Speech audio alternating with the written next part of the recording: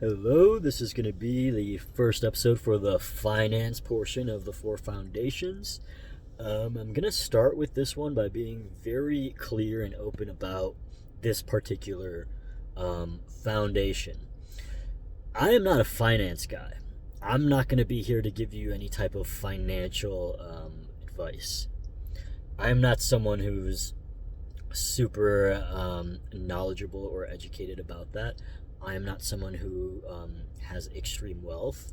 It's quite the opposite. I'm someone who has struggled with money, with poverty mindset, with career, with balancing different jobs, with trying to find a way or the way to support myself, to support my family, etc., etc. So, more of my videos, they're not going to be educational financial how-tos. They're going to be more geared towards poverty mindset versus wealth mindset, your outlook on money, your outlook on career, on jobs, on how to make money doing something that you like to do, or how to figure out what it is that you might be good at that can also make you money, etc. So things like that. That's kind of going to be the basis of what we're working with when we come to the finance portion of the Four Foundations. I'm someone who's still in this journey along with everybody else.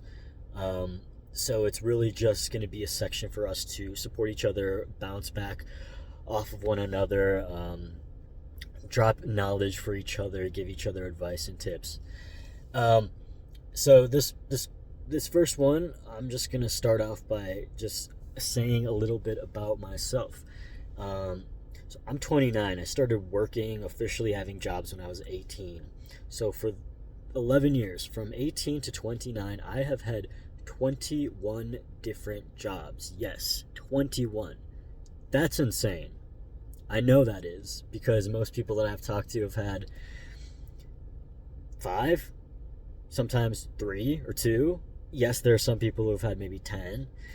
I don't know that I've met anyone else that has had this many amount of jobs.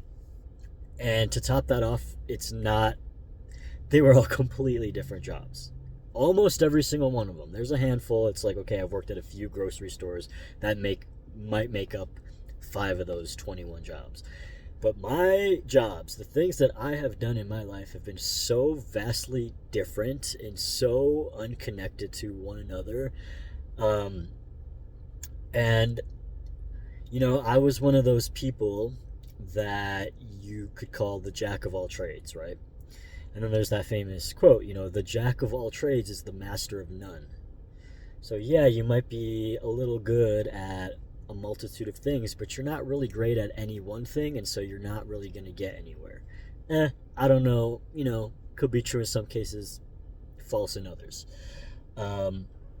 But I wanted to just say briefly in this first episode why I chose the route that I chose, which is pursuing my own business, starting a brand, and being a mentor who creates programs for people. So why have I chosen that outlet to be what I'm planning to be my way out of a 9 to 5 situation? I don't want to work for other people. I'm not okay with that. There's nothing wrong with it. I'm not saying that there's anything wrong. I'm doing that right now. I'm in the parking lot of a job that I'm working right now.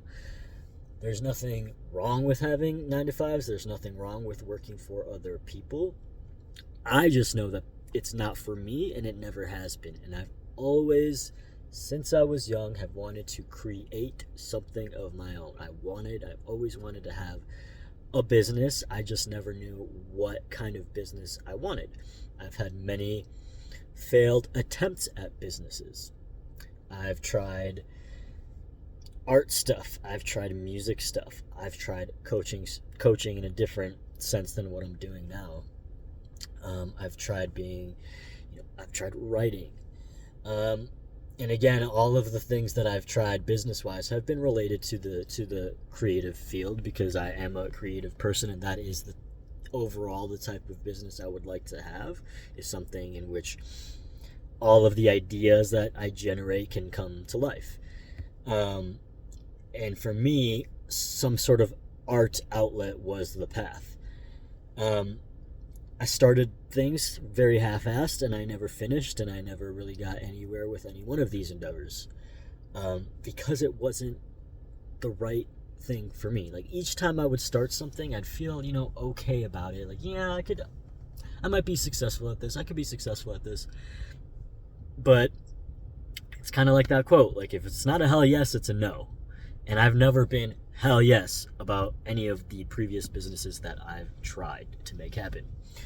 So how did I come to the place that I'm at now is, I realized for a long time I was very down on myself, very hard on myself for switching jobs all the time, for always trying something different, always trying something new, never sticking to one place long enough to kind of grow there and level up. And I wasn't interested in leveling up and being something more in any one of these jobs I had. I was just not interested. All these jobs were just a way for me to have basic survival, to buy some food and to pay some rent, and that was it. So I realized through hiring my own mentors, I've had a couple in my life that I have hired to help me see things clearly, work things out in my life. I realized that those 21 jobs, they were not a mistake. They were not an accident. Each and every one of them served a purpose, and each and every one of them led me to exactly where I am now. When I tell you I've had different jobs, I mean I've had different jobs. And different jobs comes with working with very different people. I worked with, I'll give you a few examples. One of my jobs was setting up a sound system for these performers and dancers who would dress up as little people. Literally, the company was called Those Funny Little People. They would dress up in these costumes with big heads, and they were like little elves, and they would do a whole skit at weddings or birthdays. So I was the sound system guy for that. So you can imagine that those types of people that I worked with, that were those kind of very eccentric and like eclectic and artists and very kind of like weird artsy people. Then I worked for a cleaning company where a very conservative older man would give me rants about the American flag and its significance and importance and how much you have to respect it and et cetera, et cetera. Completely different type of person than those artsy people I was working with. And I can go on and list every single one of my jobs and talk about how different the atmosphere is, the people that I was working with were.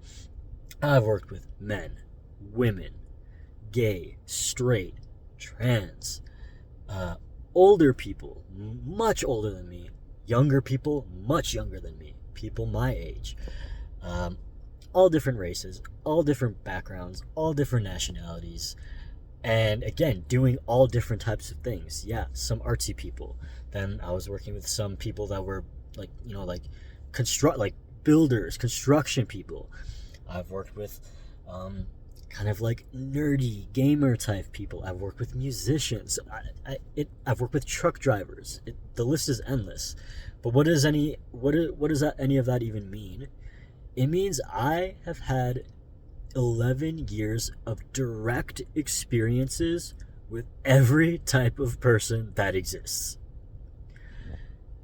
I can communicate and connect with and relate to, that's the most important thing, and relate to all types of people because of all of these jobs that I've had. Well, what does that mean for me and what I'm doing now? It means that helps me be an excellent mentor. That means I understand different people from different walks of life. I understand different people's perspectives, different people's opinions. I understand why people are the way that they are through my experiences with so many different types of people. I couldn't have asked for a better situation that led me to doing mentorship than everything that I just described. I have had so much experience with people. And when I realized that, because I was in my head, I'm like, man, I wasted 11 years of my life doing what? Just switching jobs and doing nothing, not making any money? Yeah, maybe I wasn't making any money. Maybe I was switching so often. But the experience that I gained from doing what I did is so valuable to me and so valuable to what I'm doing now. I would not be able to sit here and give advice to people and create programs for them. Talk to them about their goals, talk to them about what is setting them back, what is holding them back, why aren't they achieving things they want to achieve, how can we get them to that place. I would not know how to do any of this if it wasn't for the experiences that I've had that led up to this. So that is, and I'll make another video a little bit more in depth about that and my story, but that is just hopefully, to someone watching, maybe a little glimmer of hope. If you find yourself stuck in some job or multiple jobs and you see no value in it, you have no idea what you're doing there, you think it's a waste of time, you don't want to be there, you'd rather be doing anything else, trust me, there is a reason why you are where you are right now. That doesn't mean you have to stay where you're at. That doesn't mean you have to force yourself to be happy with it if you're not happy. But it does mean that there's something in it for you. If you're working some lame retail job that you can't stand, there's a reason. There are people there that you need to connect with. There are lessons there that need to be learned that you are going to apply eventually one day when you start doing what you actually want to be doing. So don't take your jobs for granted. Don't view them all as a waste of time or a waste of energy. Utilize that time to your advantage. If you have a 10-hour shift at some place you hate, make the most of those 10 hours to connect with people. Just figure out or ponder or just think about why you are at where you're at. What are you getting from it? What can you bring to it? Not just what are you getting from being in that situation, but what can you bring to the situation? What can you bring to your retail team? What can you bring to the customers that you're working with or whatever it is? You have value, so don't think that your time is ever being wasted, especially when you are in a place where you do have the opportunity to connect and communicate with people. That is for a reason. One of my mentors actually told this to me a while back. He was saying one of his clients was kind of complaining to him that he works at some retail store and he's surrounded by women, older women. He's the only young guy there, and he hated it.